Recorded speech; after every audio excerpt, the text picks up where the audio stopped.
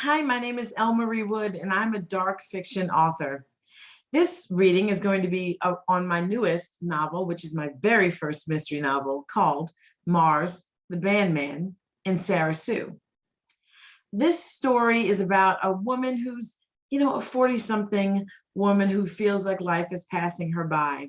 And she is thinking about that at the time when she happens upon a murder. I'll start from the beginning.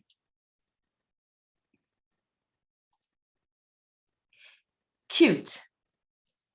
That's the word he used to describe her. Not beautiful or sexy or any of the adjectives she would have rather heard. Cute is what he said. Actually, he said, "You're the cutest."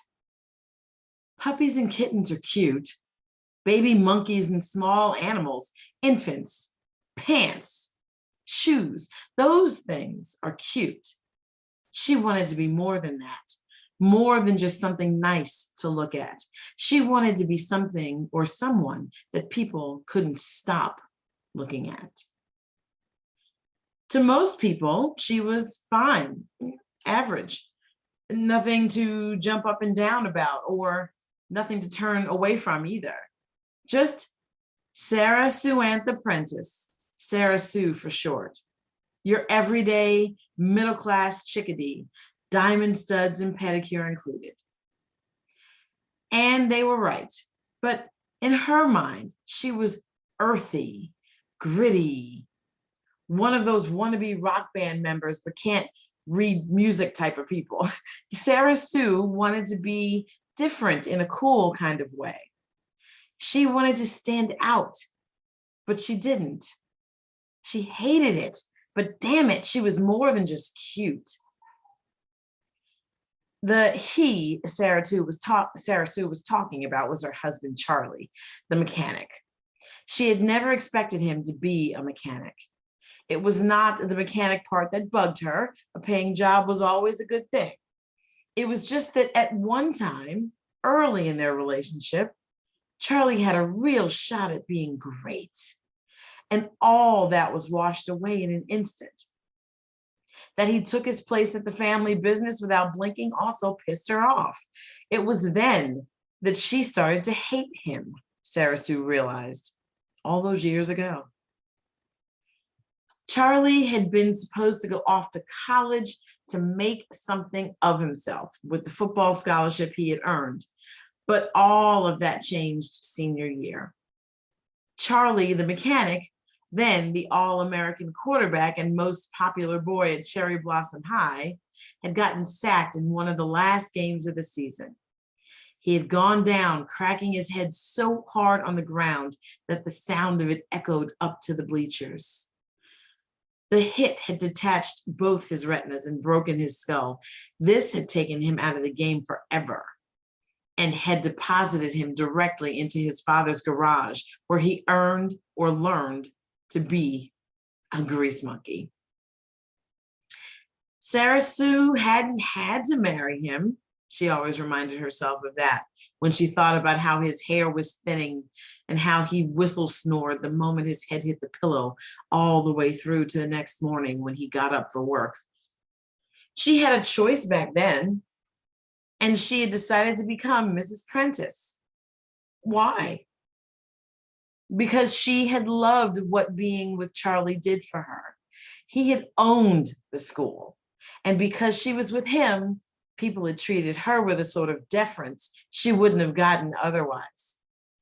Sure, she had been a cheerleader. How stereotypical is that? And she had gotten her fair share of attention, but not like Charlie. He had been a god to the folks around town. All they had was high school football and barbecue sauce competitions. So seeing Charlie go down had been like watching Walter Payton retire from the NFL. And he had been hot back then. Sarah Sue had wanted to be the one on the arm on the best guy her little burb had ever seen.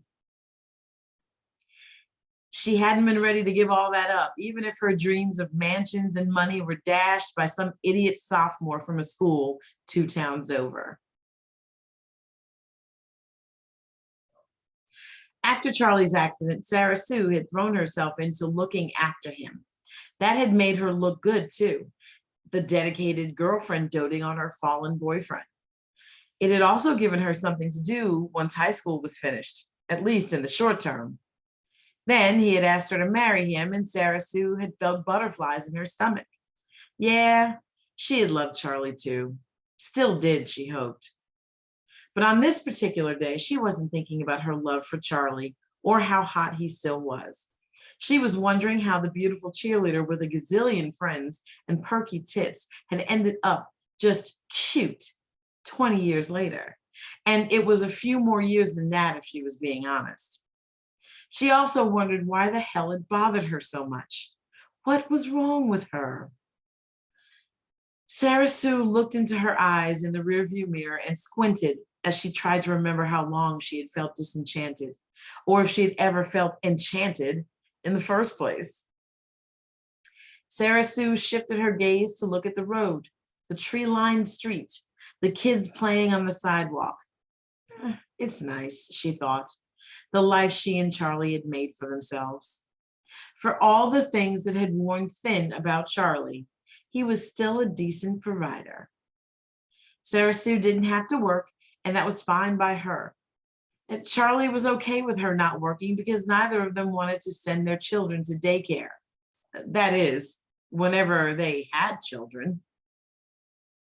Sarah Sue didn't know if she wanted to have children anymore. She couldn't imagine being responsible for another life. She couldn't hardly get her own life together. So Sarah Sue went to yoga and step class instead of clocking in at a job. She drank coffee from Starbucks and shopped. She didn't volunteer, didn't do anything part-time to bring in money. She clipped coupons and cooked dinners most nights. That was enough. The passion was gone. Charlie tried, but Sarah Sue didn't think he could give her what she wanted. The butterflies in the stomach passion, the can't do without you glances over the dinner table. That was just not happening anymore.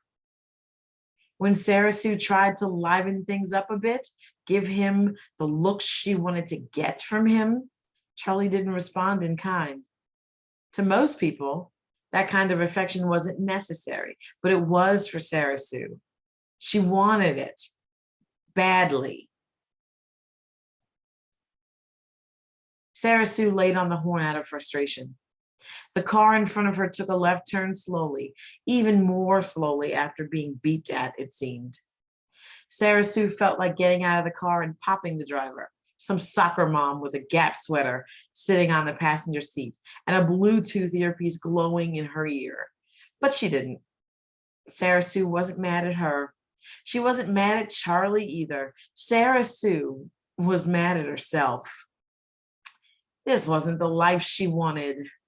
This normal suburban life with cookie cutter houses outfitted with the best in alarm systems and other techie gadgets, perfectly trimmed shrubs and green lawns.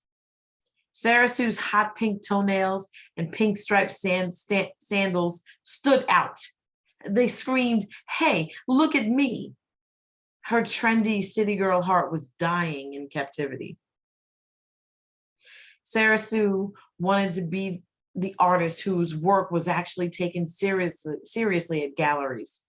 Sarah Sue, the poet whose poems had moved so many people to tears that her spoken word gigs were always sold out. Oh, Sarah Sue, the model, wildly successful in the US and abroad, who made curviness the norm rather than being the next candidate for full figure ads.